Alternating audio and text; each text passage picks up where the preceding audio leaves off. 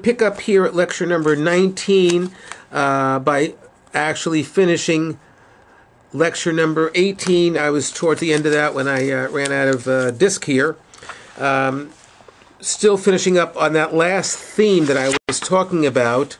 Let me just bring you back up to date on that. The salience of the family and the focusing on caring for each other or failing to do so. In bringing that particular theme that came out of this research to a close. What I was just sharing with you is highlights the painful price that some of the survivors paid for failing to keep other members alive in their family and their perspective on parenting. When summarizing the issue of caring for family members during the Holocaust, we see supremely high value placed on the keeping of the family alive. In cases where the family member believes that he or she has a hand in keeping another family member alive, it is often related to strong family ties that were characteristic of the family before the war began. Furthermore, those individuals transmit the message that their success was partially due to a personal and family strength. During the testimony or the interview during the study, the notion of parenting is associated in the mind of the child survivor with the memory of caring under these severe circumstances. Moving on to the third theme that emerged from the research is the idealization of the parents. Idealization was another theme that appeared in many of the interviews and testimonies. While it may seem similar to the earlier discussion of caring, it differs in the sense that idealization attempts to prevent negative emotions from surfacing. Closer, actually, psychologically, it's closer to a defense mechanism. Children would idealize their mother. She did not want to be weak and a helpless girl. She yearned to be like her mother, is what we hear, who would go out in and out of the ghetto, bringing back bread and always knowing what to do. Other evidence of idealization of one's parents comes across in other testimonies from Yad Vashem. There are segments that express disappointment and anger, sometimes at being abandoned when the children saw themselves being placed in orphanages. For a while, they saw themselves being abandoned. Idealization is mixed with all small signs of danger. And very often, children learned during the Holocaust that a mother's duty is not only to her own children, but to the other children around her as well. And that caused difficulty. The fourth and last theme that emerged is that parental mistakes, difficulties in understanding parental decisions during the Holocaust. In many of the interviews and testimonies, the issue of understanding certain parental decisions arose. At times, the survivor expressed the notion that his or her parents had acted strangely or had made bad choices, thus putting themselves or other family members in danger.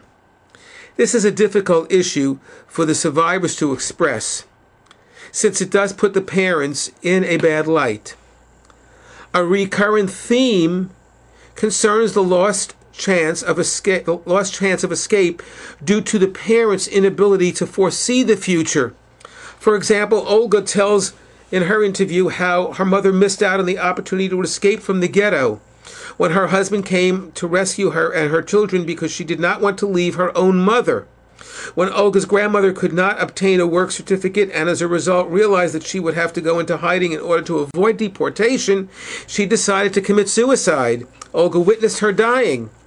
Although Olga never criticizes her mother for her grandmother's decision in the interview, expressing anger only toward her father, we can imagine that these events had a great impact on her. Olga's mother showed total submission to her own mother's needs, even when it meant that she might be giving up her own life and that of her own children for the sake of keeping the family together. This is an example of the cruel decisions parents had to make, reminiscent of the choices that we saw in William Sterrone's book, Sophie's Choice, back in 1980. Similar to what we read about when we look at the work of Lawrence Langer, Holocaust literary critic, who talks about people being plunged into situations on a daily basis where they were forced to make what he called choiceless choices.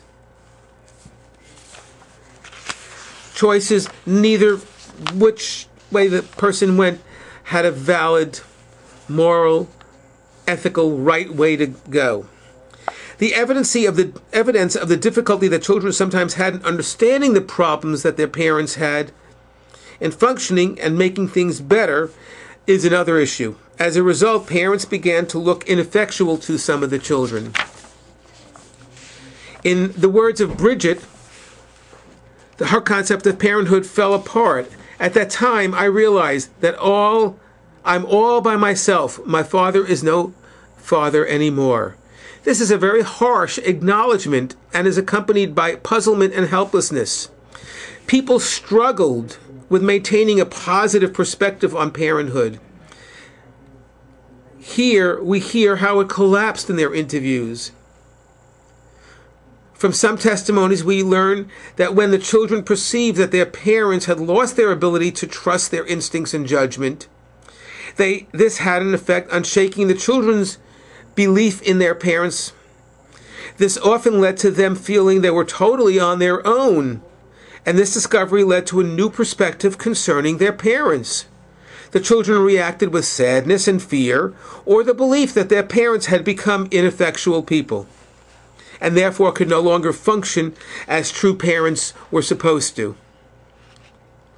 One more instance of parental mistakes that was salient in the interviews. This is the case of parents leaving their children with foster families or in hiding, in monasteries, convents, or orphanages, when they believed that by doing so, their children would have a better chance of surviving. When the children would talk about their experiences, many of them expressed, either manifestly or latently, the feeling that this was wrong behavior, and that by doing so, their parents had abandoned them. It's now time to look at how the survivors understanding parenthood, based upon their own experience during the Holocaust, might have influenced the kinds of parents they were to become to their own children. So the next lecture will deal with parenting after the Holocaust. And that in itself is also a very interesting phenomenon to look at, looking at the physical, economic, and social recovery that the survivors made, and then how they went on to parent their own children. We'll see in that lecture two major trends that will have developed among groups, survivors who developed their own communities and lived among other survivors, and survivors who tried to assimilate into a new culture, almost hiding their previous identity as Holocaust survivors. And we'll see how parenting was affected by the survivors' motivation to normalize their life, and by external social alienation and distancing, created by a conspiracy of silence, as someone called it, a double wall phenomenon. We found in the study many signs of emotional hardships that represent what survivors went through during the Holocaust but did not succeed in working through in subsequent years.